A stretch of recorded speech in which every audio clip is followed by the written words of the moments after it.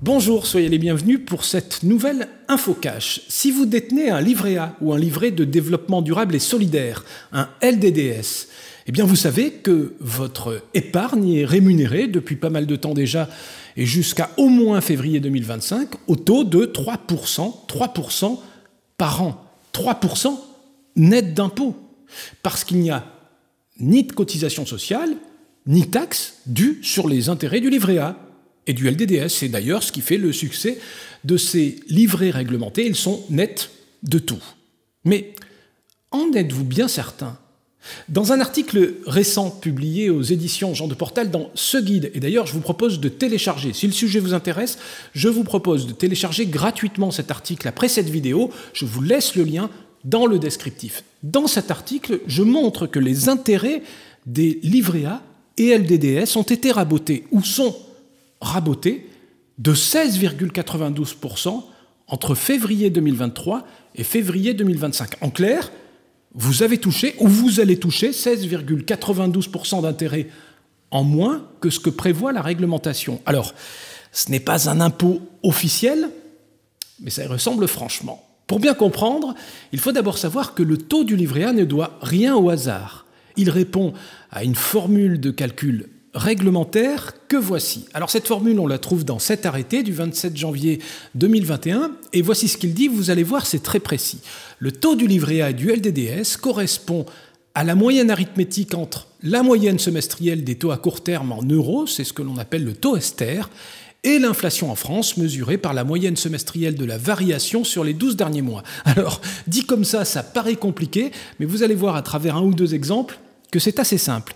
On voit surtout que le taux du livret A ne peut pas sortir de l'esprit d'un ministre de l'économie et des finances ou d'un président de la Banque de France. Il répond à des règles très précises que voici à nouveau présentées autrement, de manière plus simple. Alors cet arrêté nous dit que le taux du livret A est une moyenne de moyenne entre la moyenne semestrielle du taux de référence Ester, il s'agit d'un taux publié quotidiennement par la Banque centrale européenne, la BCE, et la moyenne semestrielle du taux d'inflation, qui lui est publié chaque mois par l'INSEE. Une fois que vous avez fait ce calcul, vous arrondissez au dixième le plus proche pour que ce soit plus simple, et sachez que le taux du livret A ne peut jamais descendre en dessous de 0,5%. Voilà ce que dit la réglementation. Alors maintenant que vous savez ça, eh bien écoutez, vous pouvez attraper votre petite calculette de ministre, vous pouvez être ministre de l'économie et des finances, puisque vous savez fixer le taux du livret A pour les 6 prochains mois, il suffit d'appliquer cette formule de calcul. D'ailleurs, on va prendre un exemple pour voir ce que ça donne, un exemple bien réel, puisqu'il s'agit des chiffres de février 2023. À l'époque, la moyenne semestrielle du taux Ester ressortait à 0,553%.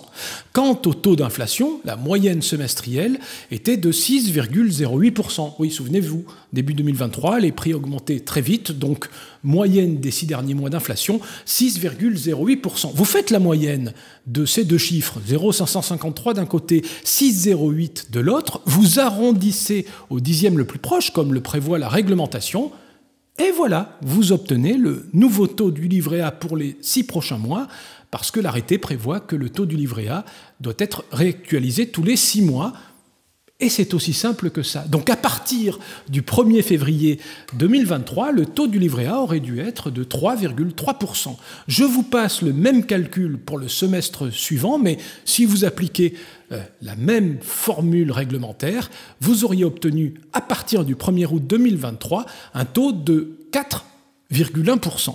Sauf qu'en juillet 2023, il s'est produit un événement inattendu. Le ministre de l'économie et des finances de l'époque, Bruno Le Maire, s'est présenté à la télévision pour dire ceci. Nous avons décidé de maintenir le taux à 3%, comme le montrait parfaitement votre reportage. Pourquoi ? Pour des raisons d'intérêt économique national. Vous avez bien entendu, le ministre annonce que le taux du livret A allait rester à partir d'août 2023 à 3%, alors qu'il aurait dû passer à 4,1%. Il allait rester à 3%, et il aurait même déjà dû augmenter en février 2023 à 3,3%. Donc, ni 3,3, ni 4,1, mais 3% durablement. Mais pourquoi donc Bruno Le Maire, qui a signé lui-même cet arrêté ministériel qui fixe les règles de calcul du livret A, pourquoi ne respecte-t-il pas son propre arrêté ministériel? En fait, c'est un petit peu plus compliqué. Voici ce que dit l'arrêté du 27 janvier 2021. Outre ce que l'on a dit tout à l'heure, toutefois, lorsqu'à l'occasion de son calcul, la Banque de France estime que des circonstances exceptionnelles justifient une dérogation à l'application de l'un ou de plusieurs des nouveaux taux calculés selon les règles, ou que l'application de la règle conduit à un nouveau taux ne permettant pas de préserver globalement le pouvoir d'achat des épargnants, alors là, le gouvernement transmet l'avis et les propositions de taux de la Banque de France au ministre chargé de l'économie qui examine l'opportunité de les modifier. En clair, il y a bien une règle de calcul légale, mais à la finale, c'est le ministre qui a le dernier mot. Il fait ce qu'il veut. Et c'est ce qu'il a fait, et c'est ce qu'il a dit. Écoutez la suite. 3%, certains me diront, c'est moins que l'inflation. Donc nous avons pris une décision majeure, une bonne nouvelle. Ce taux de 3%, il sera maintenu pendant 1 an et demi.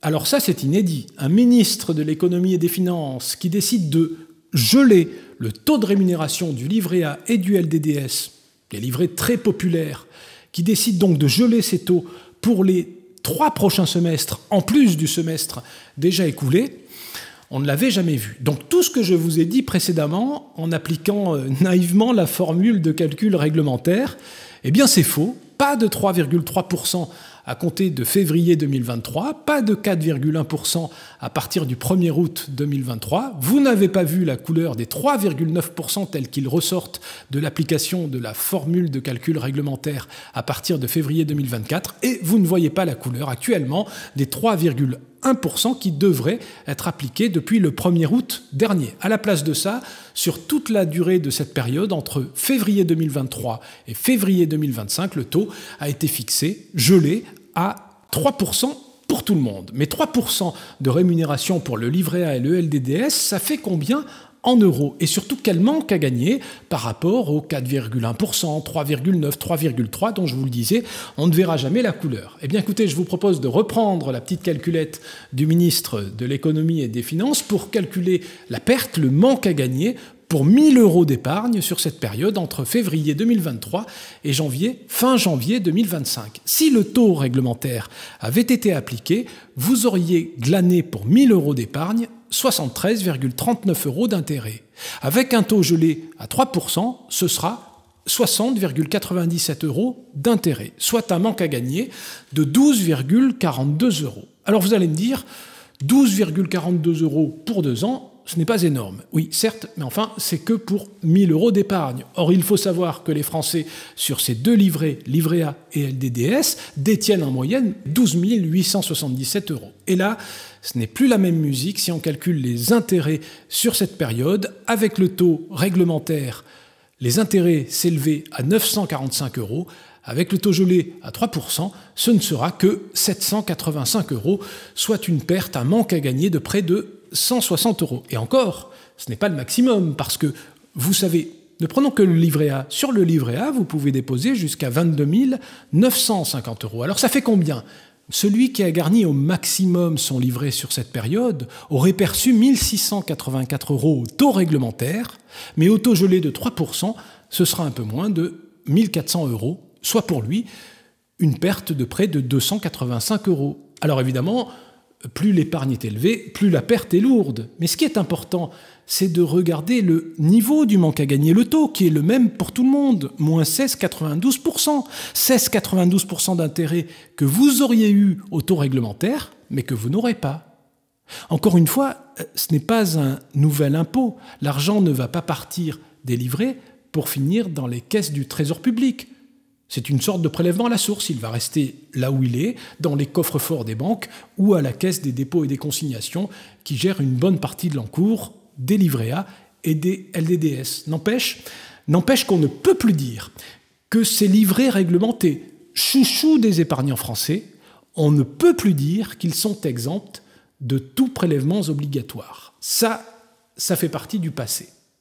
La prochaine fois, je vous propose qu'on examine des solutions, des alternatives à ces livrets, non pas pour les remplacer complètement, mais pour réorienter une bonne partie de votre épargne vers des actifs plus judicieux. Je vous rappelle que vous pouvez télécharger l'article sur ce sujet qui est paru dans ce guide. Vous pouvez le télécharger sur le site de mon éditeur. Je vous laisse le lien de téléchargement dans le descriptif de cette vidéo. Le téléchargement est gratuit. Je vous offre cet article. Abonnez-vous à cette chaîne pour être prévenu des prochaines parution de vidéos. C'était Nicolas Delourme. Encore une fois, merci de m'avoir écouté et à très bientôt pour une prochaine InfoCash.